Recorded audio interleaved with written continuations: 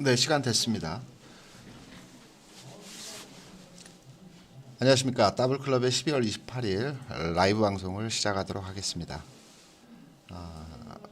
오늘은 대표님 시, 녹화 누르셨나요? 녹화 누르겠습니다. 오늘은 시황 얘기를 잠깐 하고요. 그리고 오늘 그 톡방에서 보니까 대표 종목들 특히나 이제 그 크게 물렸던 종목들에 대한 관심도도 크고요. 또 시장에서 L전자, 삼성전자에 대한 주가 움직임 영향도 크고 관심도 크기 때문에 이 종목들 저는 어떻게 보는지 여기에 대해서 한번 설명을 드리고, 그리고 채팅창에 가지고 계신 종목들 말씀을 해주시면 종목에 대해서 제가 아는 바에 한해서 설명을 드려보는 시간을 갖기로 하겠습니다. 오늘 여러분들이 말씀을 하셨던 것이 배당이었죠. 배당에 대해서는 제가 지난주에서부터 여러 차례 여러분께 설명을 드렸기 때문에 배당 절차, 방법 이 부분을 설명드리기보다는 첫 번째 배당을 받으신 분들 많이 계실 겁니다. 저도 뭐 매년 배당을 받았었고 그 배당에 대해서 지금은 별 신경을 안 쓰지만 처음 배당을 받을 때 굉장히 뿌듯하기도 하고요. 뭔가 내가 이 회사의 주주로서의 역할을 하고 있다라는 것에 대해서 자신감도 생기고, 그리고 주총에도 한번 나가봤습니다. 주로 여의도에서 주총을 많이 하기 때문에 여의도 근처에 주총회 하는 그 기업의 이제 몇 회사 63빌딩에서도 많이 하고요. 여의도에 있는 사학연금에서도 많이 하고 공간이 되는 장소에서 이제 주총을 많이 합니다. 과거에 주총도 여러 번 나가봤었고요. 과거에는 주총이나 IR을 가게 되면 일정 선물을 줬어요. 뭐 우산 또는 뭐 간단한 뭐 그 저기 수건이나 뭐 간단한 선물들을 줬었고, 제가 제일 큰 선물을 받았던 게 CJ가 그때 그 주총을 했었는데 외식 상품권을 주더라고요. 오, 대단하더라고요. 그래서 CJ에 대한 기억은 있고, 주총을 갔더니 뭐 여러 가지 경험들이 있습니다. 근데 제가 뭐 발언을 한다든가 주총의 그 의사록 진행하는데 어떤 제가 그 행사를 하는 건 아니고요. 어떻게 진행이 되는 거구나, 주총이라는 게 어떻게 되는구나, 이런 내용들을 한번 분위기 보려고 갔던 거고요. 주총은 저도 회사 다닐 때 저희 회사에서 주총회를 많이 했거든요. 매년 했기 때문에 거의 거수기나 아니면 그 의사록에 있는 내용 그대로 녹음기처럼 얘기하는, 동의합니다, 찬성합니다, 제청합니다, 뭐 이런 내용들로 주총은 참석했었는데, 실제 그 대기업들 주총에 가봤더니 굉장히 다양하더라고요. 그리고 또 조용히 흘러갑니다. 특별하게 개인 투자자들이 안건을 제시하고 그 안건에 대해서 표결을 하는, 우리가 드라마 같은 데서 보는 내용은 거의 없고요.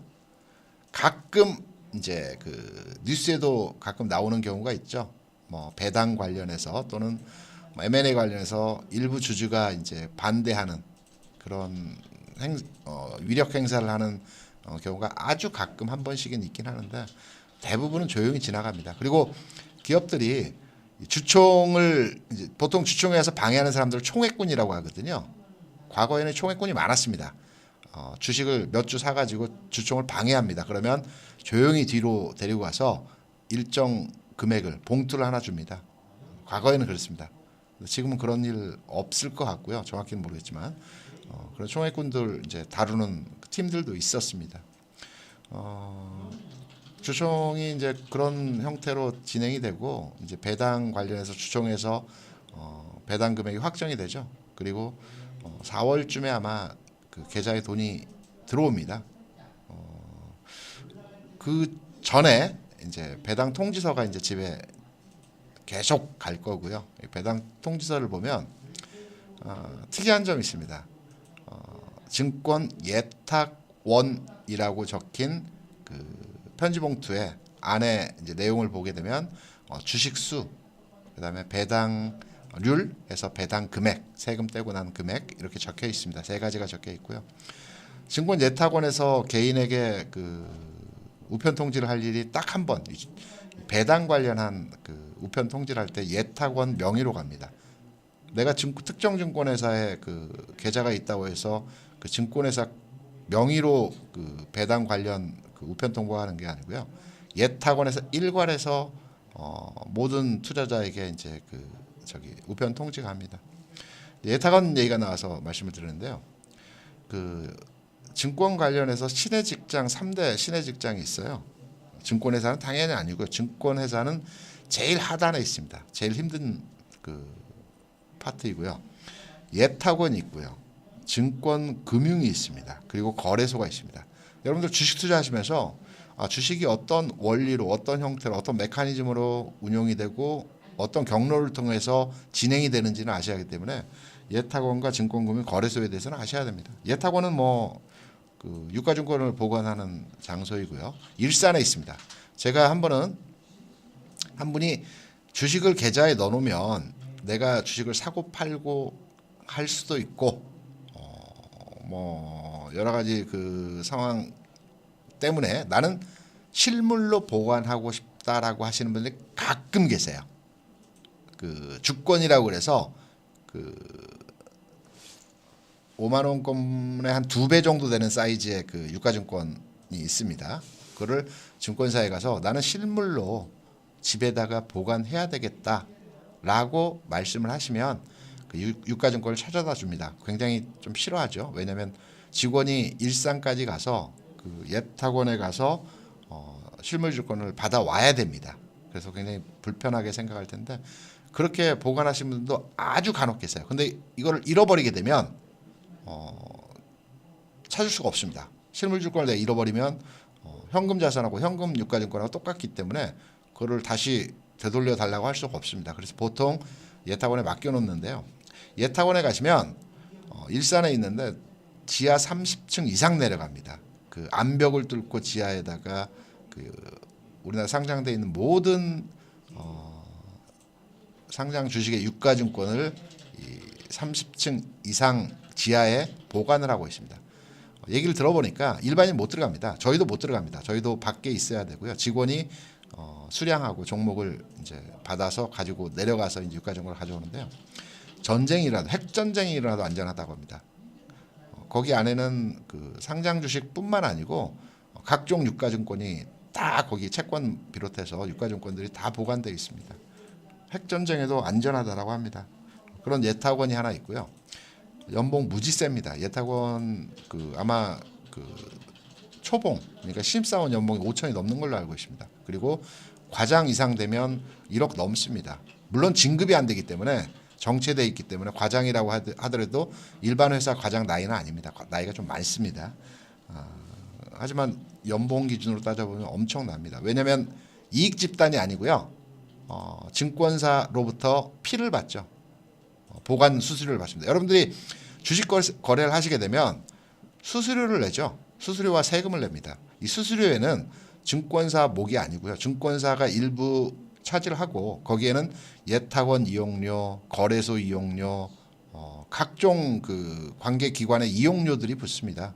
그 이용료들을 앉아서 받기 때문에 예탁원 같은 경우에도 그렇고 금융 같은 경우에도 그렇고 거래소 같은 경우에도 그렇고 수익을 낼 필요가 없는 집단입니다. 그 한 해 수익이 났던 부분은 한 해 다 소진을 해야 됩니다. 그래서 직원들 복리가 어마어마하게 좋고요.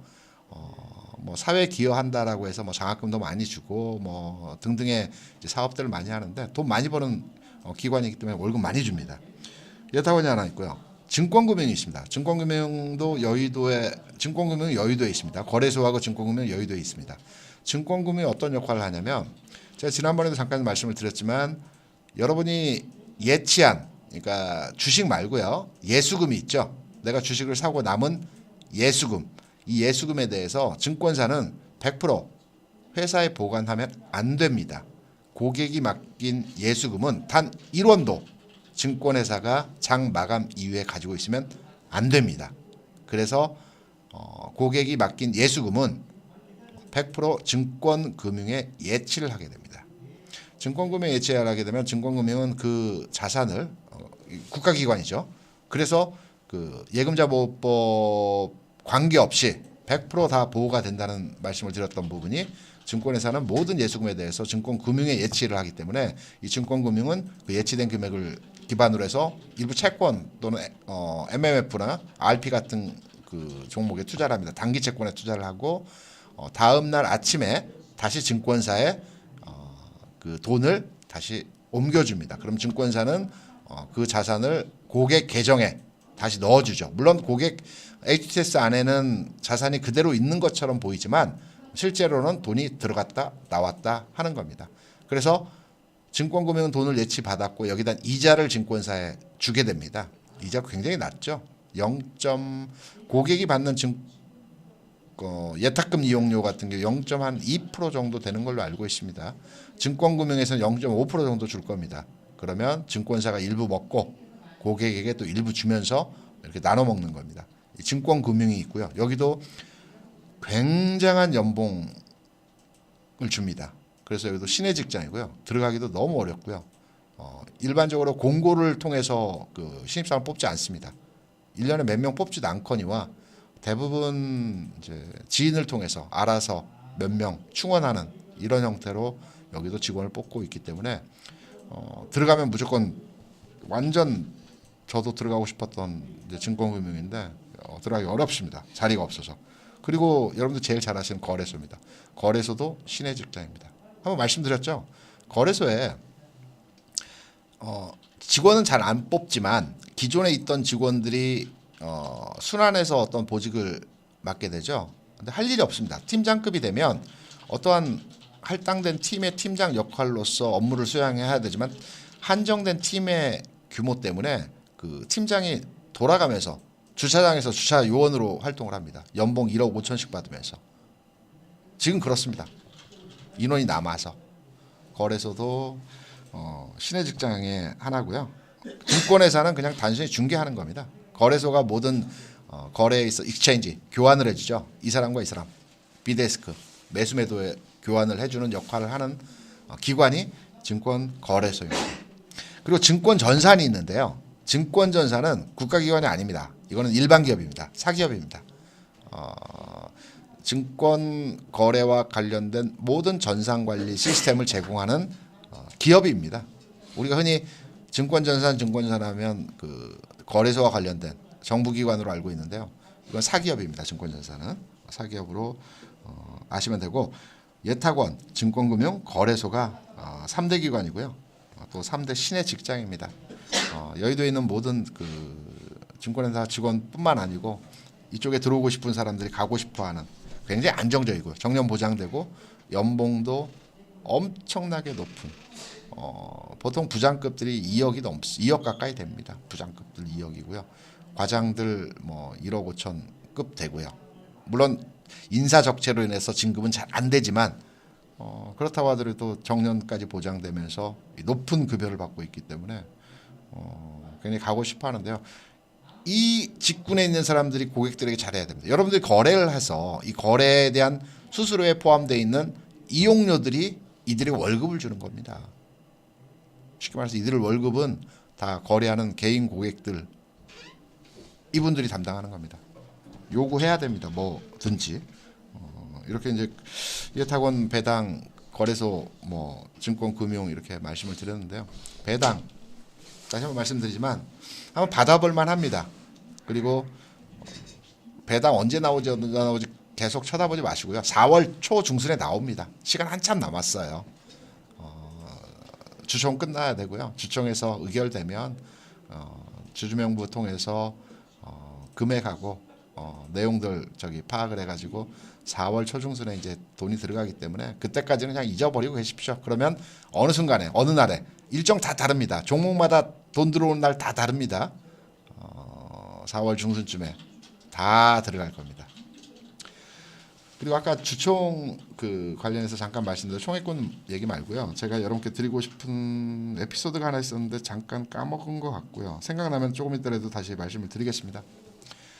지금 장 내용 한번 볼까요? 지금 장은 어떻게 보시는지 모르겠지만 제가 볼 때 굉장히 센 장입니다. 센 장 정도가 아니라 어마무시합니다.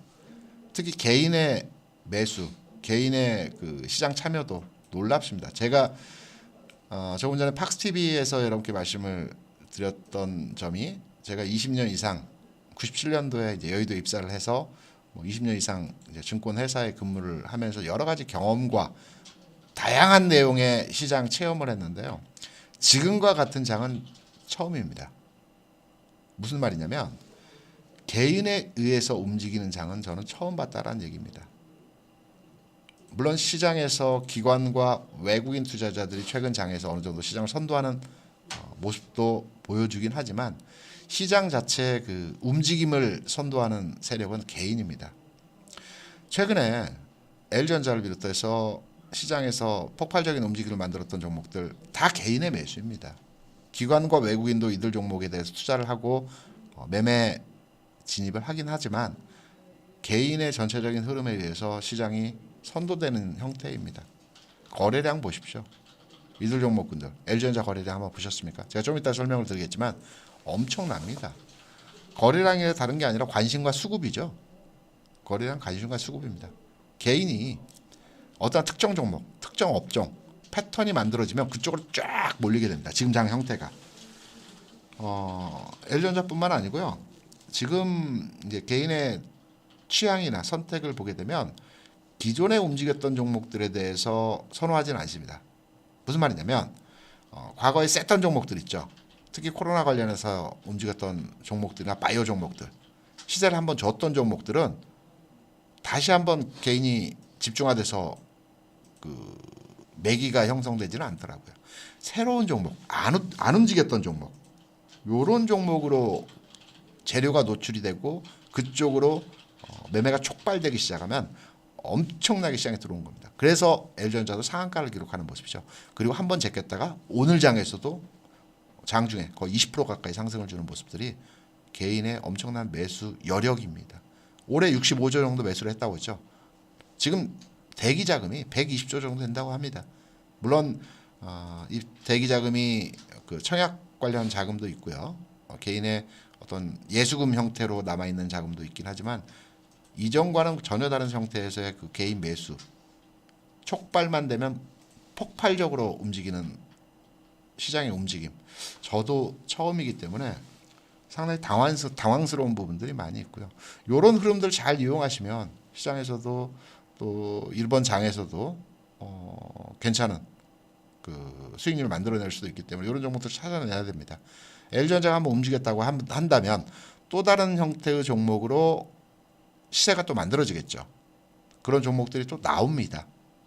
어떠한 패턴일지 현재로서는 정확하게 감이 잡히는 종목은 없지만 이러한 흐름에서의 종목들이 또 촉발되고 계속적으로 나타날 겁니다.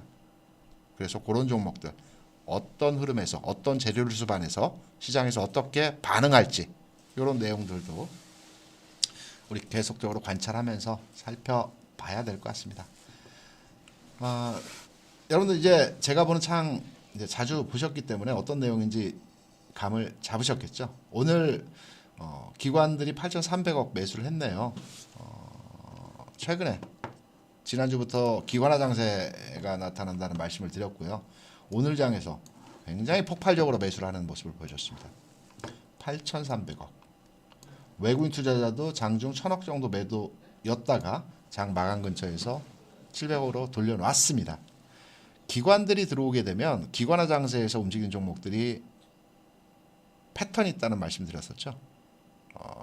오늘 장에서만큼은 시장의 축이 삼성전자와 일부 LG전자의 흐름으로 이어지는 상황 하에서 이들 종목으로 포커싱이 된 느낌이 있습니다. 하지만 지금의 기관 패턴이라고 한다면 내일장은 지수는 좀 정체된 상황에서 움직임이 보일 겁니다. 지금 여기에서 바로 고점을 뚫고 2,800, 2,900까지 가는 상황은 아닐 것으로 생각이 되고요. 특히나 내일은 그 지수가가 보정이 되죠. 1.67% 보정이 되면 2,760, 5, 60포인트에서 내일 시초가가 형성이 될 겁니다. 마이너스로 출발하는 건 아니고요. 보정 가격이 2,760포인트 내외이기 때문에 그게 시초가 보합입니다. 여기에서 올라가게 되면 플러스가 나는 거고 빠지게 되면 마이너스인데 2,760포인트가 이제 오늘 종가 2,800포인트가 아니고요. 2,760포인트 정도 선이 내일 시초가에 가격입니다. 기관 투자자들은 내일장에서 들어오겠죠. 들어온 이유는 말씀을 드렸었죠. 여러분들께 이미 그 지난 11월과 12월 기관들이 북클로징을 하면서 시장 내에서 매도를 강화했습니다. 이들이 내년장 포트폴리오를 짜기 위해서 이제 매수에 들어와야 되겠죠. 이미 들어오고 있습니다. 그래서 오늘 장에서 제가 조금 이따 종목별 움직이면 종목별 기관 동향을 보여드리겠지만 엄청나게 사들어왔습니다. 무차별적으로 종목 매수하는 모습 보여줬고요. 거래소 코스닥 구분 없이 기관들이 매수에 들어오는 모습입니다. 내일장에서도 이런 패턴 연말까지 이어질 것으로 판단이 되고 있고요. 내년장까지도 이어질 겁니다. 기관이 그동안 팔았던 그 매도 자금이 10조가 넘었습니다. 이 자금을 다시 연초까지 시장에서 빨아들여야 되죠. 오늘 1조 샀습니다. 8,300억. 이 형태라고 한다면 8천억 1조 원 규모에 대해서 최소한 2주 이상 매수를 해야 되겠죠. 그런 상황이라고 한다면 다른 여타의 종목들도 시장 수급 상황상 개선이 되는 상황에서 시장은 좀 좋아질 것이다.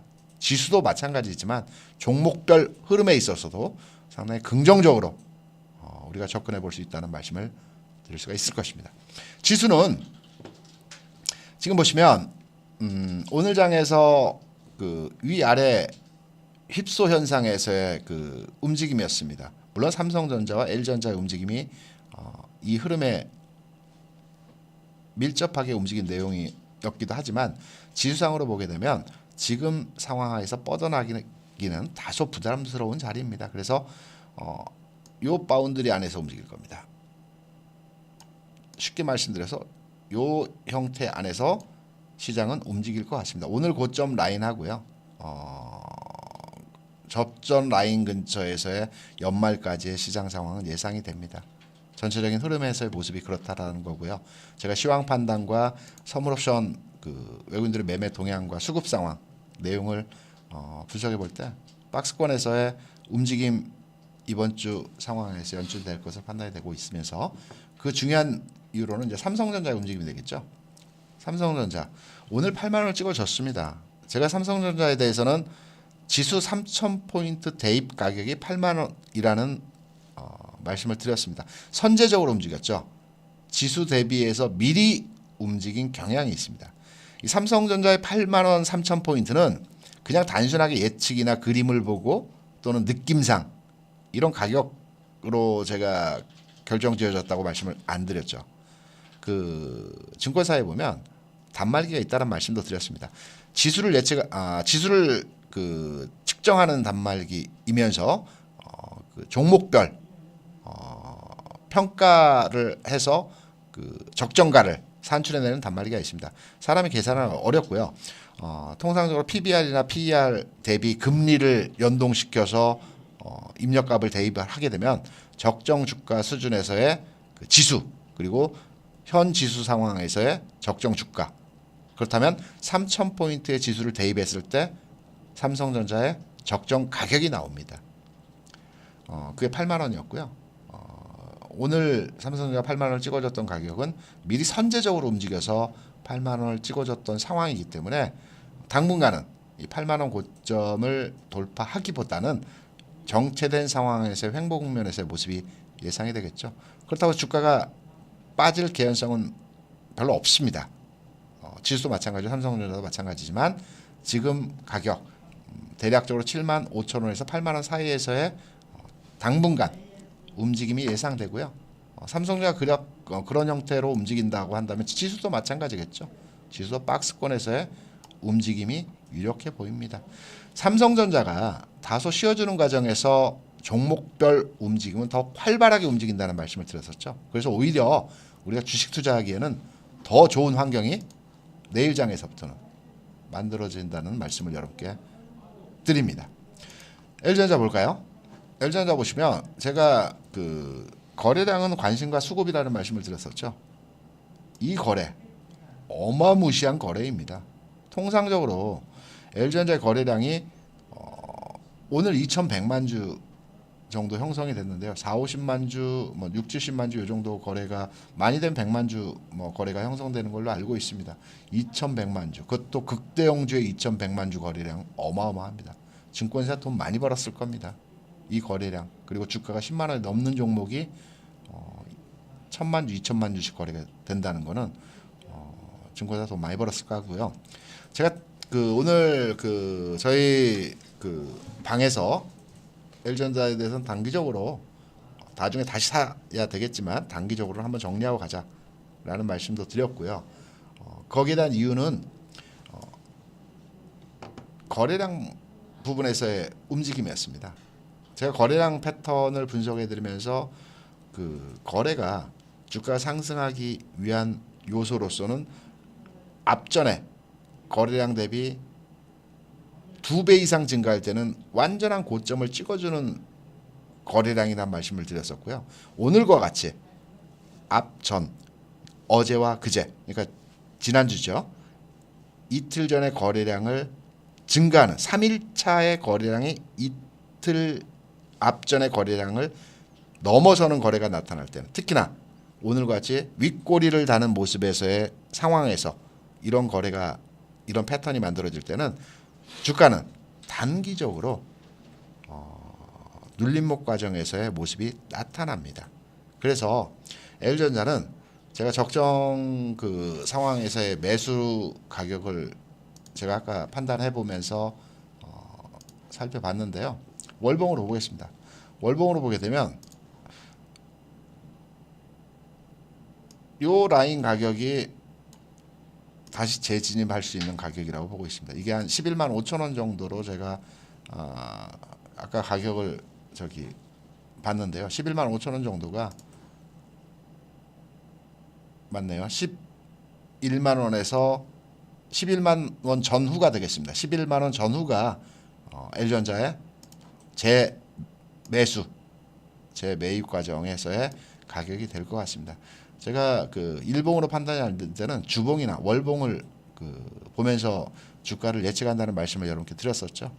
요 라인까지 내려오게 될 겁니다.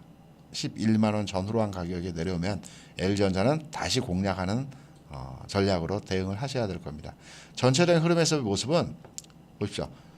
제가 건설주와 그리고 철강주, 조선주를 말씀드리면서 10년 동안 장기 침체 과정에서의 모습 이후 최근 실적이 개선되고 있는 업종이고 그래서 내년도에 상당히 기대되는 업종이라는 말씀을 드렸었죠. LG전자도 마찬가지입니다. 지난 6년여 동안 주가가 다른 종목들 올라갈 때 계속적으로 하락하는 모습을 보여줬습니다. 그리고 또 하나는 중기 평선이 아주 자연스럽게 쌍바닥 형태의 모습을 만들어내고 있죠. 그리고 장기 이평선도 지지를 해주는 과정에서 모습이기 때문에 LG전자는 더 간다고 봐야 됩니다. 다만 타이밍상으로 지금은 단기적으로 과열권대에 들어왔고 가격적으로는 11만 원 전후 가격에서는 재매수를 노려볼 만한 시점이라고 생각합니다. 이 라인에서 한 단계 정체된 이후에 16만 원 요거 좀 돌파해야 되겠죠. 돌파하는 과정에서의 모습 만들어낼 겁니다. 말씀드렸던 대로 지금 전기차 자율주행 내년도 어떤 핵심 테마군으로 형성이 될 것 같고요. 그 중에 LG전자가 대표 종목으로 지금 드러나와 있죠. 현재까지는. 그래서 그 종목 관심을 가져도 된다는 말씀을 드리면서 재매수 타임까지 여러분께 말씀을 드렸습니다. 또 하나 여러분들께서 굉장히 관심이 있는 종목들이 오늘 장에서 진단키트주들 많이 빠졌죠.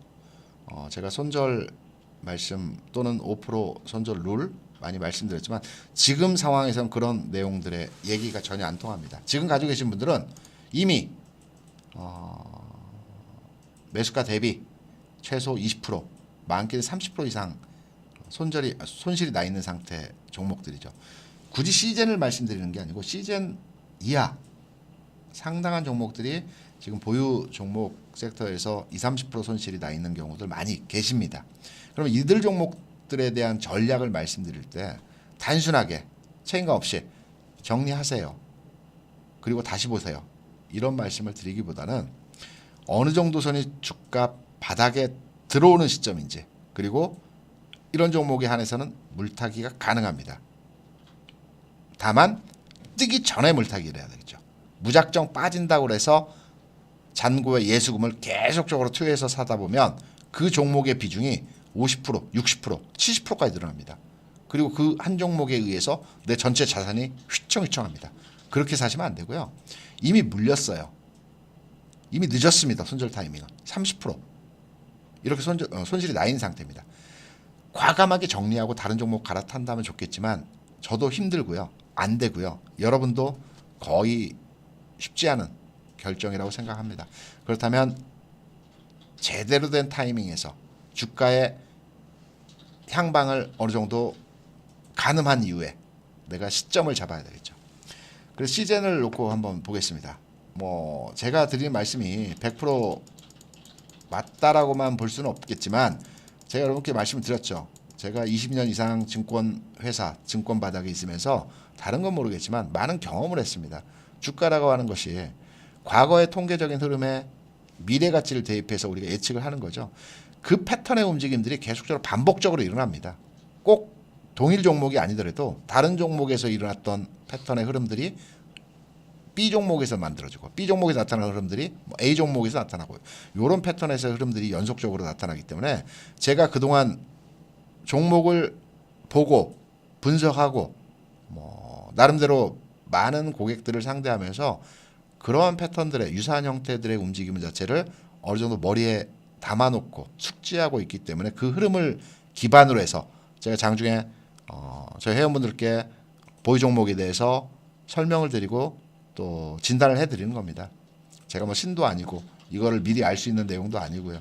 다만 그러한 내용들로 평가를 해서 여러분께 말씀을 드리기 때문에 지금부터 드린 말씀도 제 과거 경험치와 그리고 많은 종목을 살펴보고 분석하고 매매를 해봤던 내용을 통해서 여러분께 말씀을 드리는 겁니다. 지금 뭐 시젠 같은 경우에 뭐 이미 예전에 제가 그 코로나 관련주는 역사적 고점을 찍었다는 말씀을 몇 차례 드린 적이 있었는데요. 이미 지금은 손절 라인 벗어났고요. 1차적으로 지지 라인을 한번 살펴볼게요. 통상의 그 테크니컬한 분석을 하는 사람들의 입장에서 보면 요 선을 지지선으로 많이 잡을 겁니다. 일반적인 거고요. 14만 원 정도 이제 지지선을 많이 잡는데요. 딱 요 선까지 내려가지는 않습니다. 대략적으로 여기서 10% 정도 업해서 제가 볼 때는 15만 원 선 또는 15만 5천 원 선까지는 내려올 가능성은 큰 종목입니다. 그러면 지금부터 한 10% 되겠죠. 내가 10% 먼저 팔고 15만 원에 다시 잡을까? 그것도 참 어렵습니다. 왜냐하면 15만 원을 정확히 찍어주는 그림이 아닐 수 있고요. 뭐 16만 원 찍어줄 수도 있고요. 16만 5천 원을 찍어줄 수도 있습니다. 대략 15만 원을 전후로 해서 5% 위아래 가격을 찍어줄 가능성이 있기 때문에 지금 17만 뭐 6천 원, 17만 7천 원 요 정도 가격에서 16만 원대 대략 한 7, 8% 남아 있죠. 한번 매 맞을 거 더 남아 있습니다. 일단 제 기준으로 제 판단으로서 평가해 볼 때는 오늘 하락이 컸기 때문에 내일장에서는 살짝 들어 올려줄 가능성이 있습니다. 살짝 들어 올려주면서 오늘 음선의 중간 부근에서의 움직임 만들어내겠죠. 좀 짧게 보겠습니다. 여러분들 이해하기 쉽게 좀 그림을 그려가면서 종목을 줄였다 늘렸다 하면서 이해도 쉽게 여러분께 말씀을 드릴게요. 이 종목은 내일장에서 크게 내일장이 중요한 건 아닙니다. 내일장에서는 이 음선의 중간 부근에서 주가가 형성될 가능성이 높습니다. 하지만 하루 이틀 그 중간 부분에 형성된 이후에 다시 빠지겠죠. 다시 빠지고 이평선 지지를 제가 꼭 말씀드려서 얘기하는 건 아니고요. 이 이평선 지지 라인에서 좀 옆으로 이렇게 움직일 겁니다. 중기평선에 내려온 시점까지. 그리고 나서 여기서 어느 정도 턴할 때 올라갈 거고요. 이 고점 돌파하기 힘듭니다. 그 상황에서 여기서 이렇게 꺾이겠죠. 그래서 이 시점에는 무조건 빠져나와야 됩니다. 마지막 기회입니다. 그 가격이 제가 볼 때는 24만 원 근처 형성될 때는 무조건 빠져나오는 전략으로 접근을 하셔야 됩니다. 그래서 시즌도 마찬가지고요. 최근에 급락한 키트주뿐만 아니고 바이오주도 마찬가지입니다. 장중에 저희 방에서 물어주십시오. 제가 시간이 되고 여건까지는 아니고요. 시간만 되면 여러분들이 물어보시는 종목들에 대해서 다 말씀을 드립니다. 제가 다 챙길 만한 시간이 안 되기 때문에 여러분들이 질문하시는 것들에 대해서 성실하게 답변을 못 해드릴 뿐이고요. 시간만 허락되고 제가 조금의 이제 분석할 수 있는 틈만 있으면 여러분들 물어보시는 것 다 대답해 드립니다. 아마 저희 방에 계신 분들은 뭐 어느 정도는 그 부분에 대해서 동의하실 거라고 생각을 합니다. 그래서 제가 어제도 말씀드렸죠. 여러분들 많이 가지고 계신 넷마블도 마찬가지고요. 아, 넷마블이 아니고 저기 있죠. 그 종목. 제가 갑자기 생각이 안 나는데 그 종목도 마찬가지고 그 종목은 오랫동안 이제 그 횡보국면에서의 모습이기 때문에 재매수점 잡아드린다고 말씀을 드렸죠. 아, 넷마블 맞습니다. 넷마블도 마찬가지고 재매수점 다시 잡아드릴 겁니다. 이 종목도 이미 개인의 물량이 이 하락 과정에서 개인의 물량이 쌓였기 때문에 요 기간 동안 못 간 겁니다. 기간으로 죽였죠. 가격으로 한 번 죽이고요. 기간으로 한 번 두 번 죽인 겁니다. 보통 종목을 죽일 때 개인을 이제 끌어내릴 때 가격과 기간으로 죽입니다. 두 번 죽었습니다. 이미 지난 9월부터 이런 형태에서의 모습이기 때문에 3개월 동안 충분히 기간과 가격으로 이제 죽여놨기 때문에 어느 정도 움직일 시점이 돌아왔습니다. 하지만 단기간에 그 20만 원 고점 돌파하기는 힘들고요. 제가 말씀드렸었죠. 일정 시점에서 1차 매수를 들어가는 거고요. 일정 시점에서 2차 매수 들어가는 구간을 제가 오늘 설명을 드렸습니다. 추후에 시점이 되면 이 부분에 대해서 말씀을 드릴 겁니다.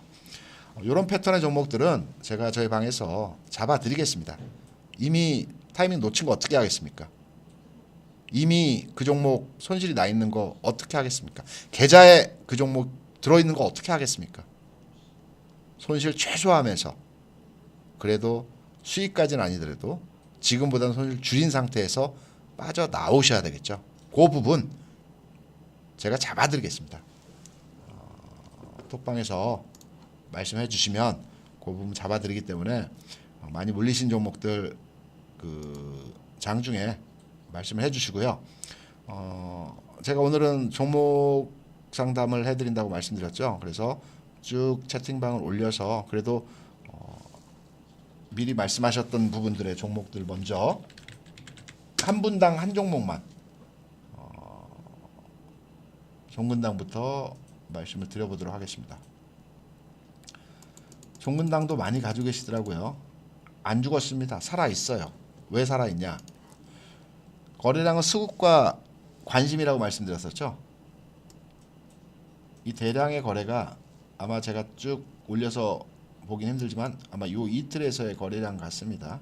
요 이틀에서의 거래량이고요. 제가 말씀드렸죠. 대량의 거래 이후에 3일째 그 움직임에서 좀 전에 봤던 LG전자의 패턴이라고 하면 단기 조정 국면에서의 상황에서 우리가 좀 텀을 약간 두고 이제 종목을 접근해야 되겠지만 이 종목은 하락 과정에서의 거래량이 급격하게 줄어드는 모습 보여줬습니다. 물론 이 윗골이 다는 날 거래가 다소 부담스러우면서 물량을 파는 흔적으로 우리가 판단은 됐지만 그 이후의 하락 과정에서 음선이긴 하지만 거래 감소를 보여주는 과정에서 조정이었죠. 살아 있습니다. 살아 있고요. 다시 움직이는 패턴 만들어낼 것 같습니다. 다만 여기서 어느 정도 기간의 과정을 거친 이후에 가야 되겠죠. 이 종목 가지고 계시면 좀 더 지켜보시면서 홀딩해 보시기 바랍니다. 아직 안 죽었습니다. 살아 있습니다. 종근당 가지고 계신 분 좀 더 지켜보셔도 될 것 같고요. 그 다음에 종근당 다음에 제가 채팅창을 좀 올려서 살펴보도록 하겠습니다. 그럼 오늘은 글이 많으셔가지고 글을 또 쓰시면 이게 막 내려가서 제가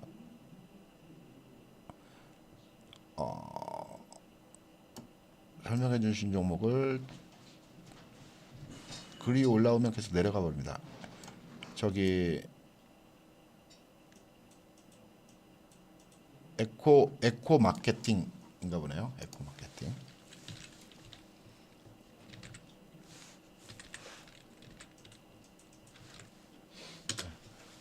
뭐 좋으네요, 이건.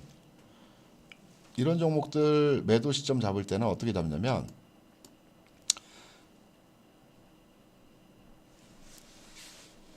일반적으로 봐서 이 패턴의 흐름을 보면 굉장히 좋은 모습이죠.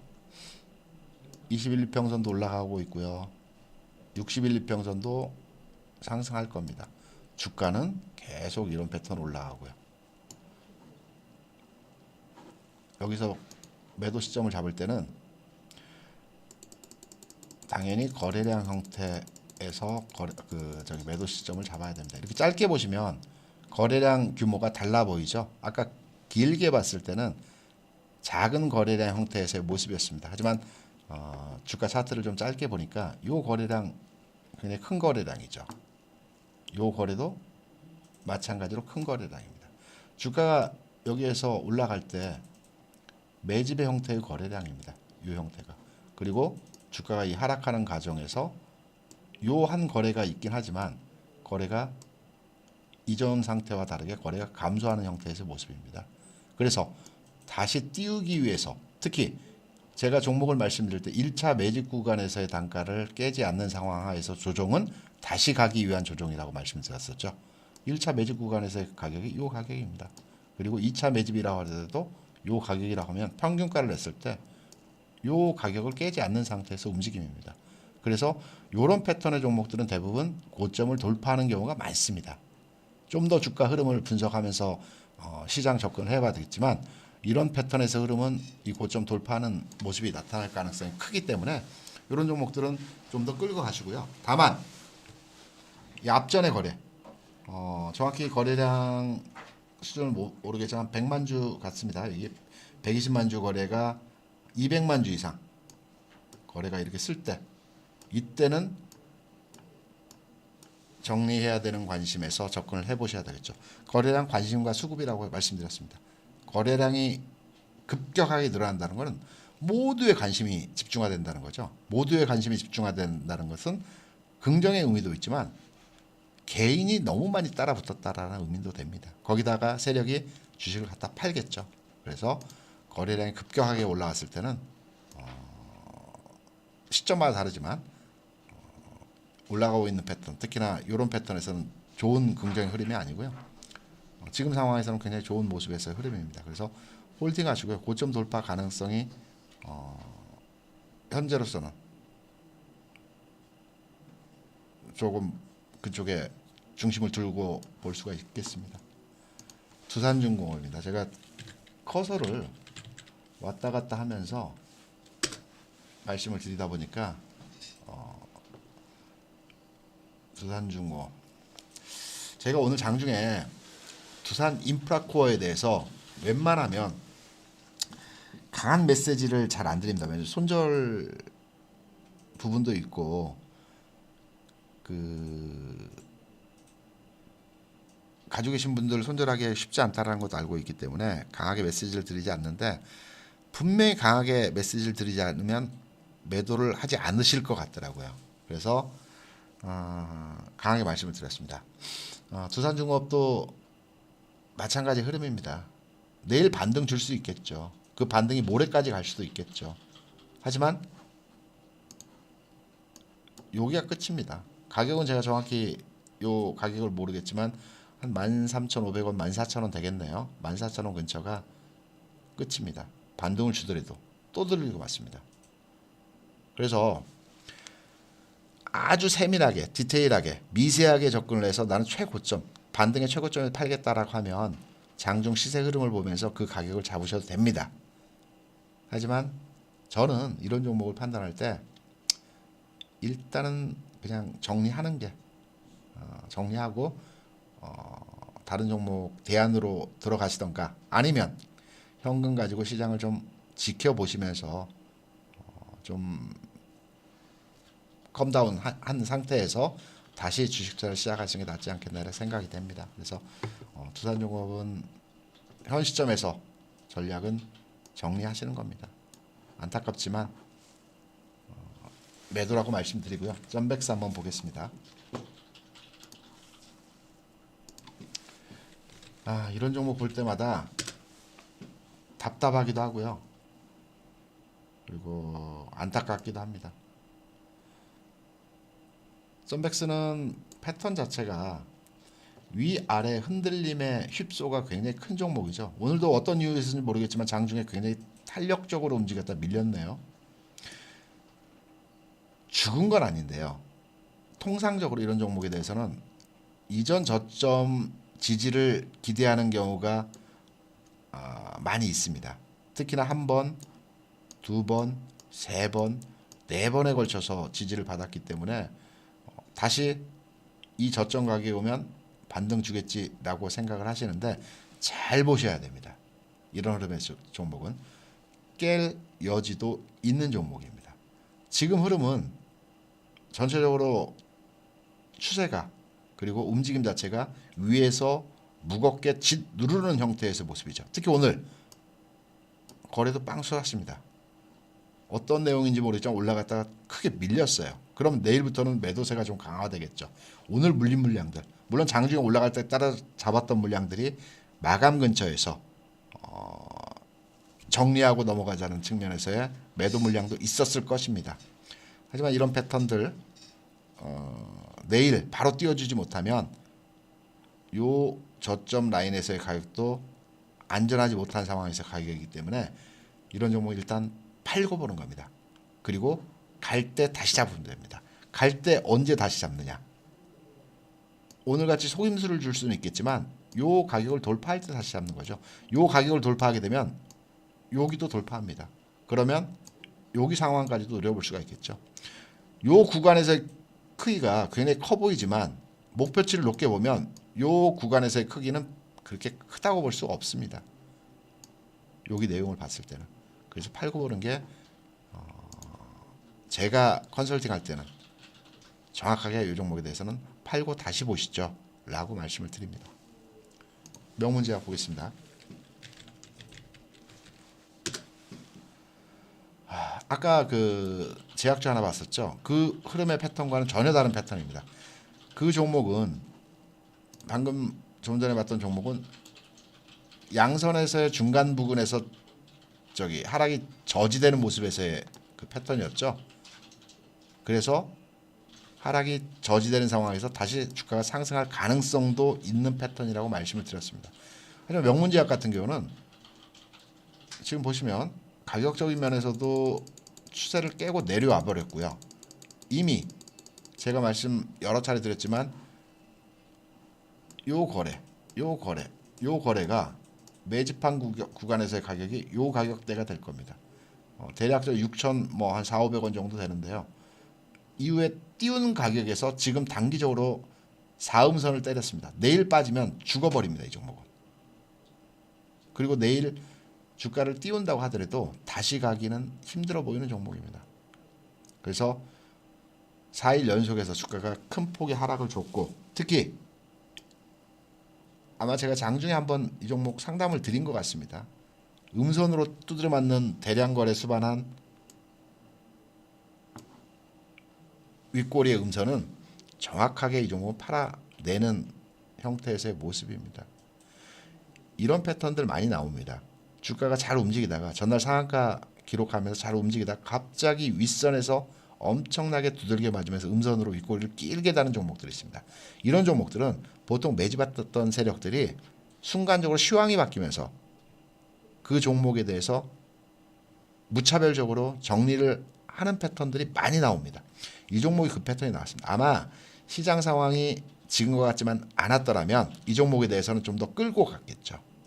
끌고 가면서 좀 더 가격을 붐업시킨 이후에 거기서 물량을 팔았겠죠. 하지만 시장 상황이 제약주들에 대해서 지난 주 초에서부터 아마 악화되는 과정에서의 모습이었을 겁니다. 그래서 이 종목은 순간적으로 전략을 바꿔서 다 때려버린 겁니다. 다 때리는 과정에서 너나 할 것이 빠져나가다 보니까 미리 선취매 세력부터 빠져나가다 보니까 가격적으로 의미 없이 음선을 크게 두드려 맞는 겁니다. 이런 패턴은 다시 들어오기 힘듭니다. 매집 세력이 다시 매집을 해야 되는데요. 그 매집을 하기 위해서는 시간과 그리고 기간적으로도 그렇고요. 또 흐름 자체도 많은 그 시간과 노력이 필요합니다. 그래서 이 종목은 마찬가지로 안타깝지만 손실이 아마 크실 것 같은데요. 정리하시는 게 낫지 않나 이렇게 판단이 됩니다. 제일약품도 아마 그 같은 패턴에서의 패턴일 것 같고요. 제가 다 해드리고 싶은데 저희 직원 퇴근 시간도 말씀을 드렸고 제가 똑같습니다. 아마 제 판단으로는 제약주 흐름 자체가 시장의 패턴이 바뀌면서 전체적으로 끌고 왔던 세력들이 전부 다 던지는 것 같습니다. 제가 전에 한번 말씀드렸죠. 모든 종목에는 세력이 있고 주인이 있다는 말씀 드렸습니다. 제약주 같은 경우는 그 팀들이 서로 간에 교감을 하고 소통을 합니다. 그러면서 시장 분위기 읽으면서 이 종목을 띄우고 저 종목을 띄우고 같이 띄우고 함께 동반해서 움직이는 경향이 가장 큰 업종 자체가 제약주입니다. 제약주는 움직이면 같이 굽니다. 느리고 빠른 경향은 있지만 요 종목 해먹고 나와서 요 종목 해먹고 요 종목 해먹고 나서 요 종목으로 갈아타는 형태로 세력들이 많이 종목을 핸들링합니다. 그런 맥락에서 보면 패턴들 비슷하죠. 제약주 패턴 종목들이 4일 연속해서 급락을 했나요. 제가 제약주를 또 바이오를 최근 상황에서는 거의 안 봤습니다. 왜냐하면 아니다라고 판단을 했기 때문에 잘 안 봤는데요. 패턴들 비슷합니다. 그리고 다 똑같습니다. 빠져나갔습니다 이미. 그리고 마지막 남은 털기 위해서 한 번 더 띄우겠죠. 그때 같이 빠져나오십시오.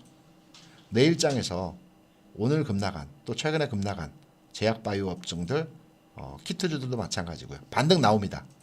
그 반등의 세기가 모레까지 갈 수도 있습니다. 반등의 탄력도를 잘 감안하셔가지고 빠져나와야 됩니다. 손실폭 줄이면서 빠져나와야 됩니다. 엄청난 급락 이후에 키트주 같은 경우는 최근의 하락뿐만이 아니고 이전 단계에서부터의 주가 하락 과정이기 때문에 제가 다시 잡아드린다고 말씀을 드렸었죠.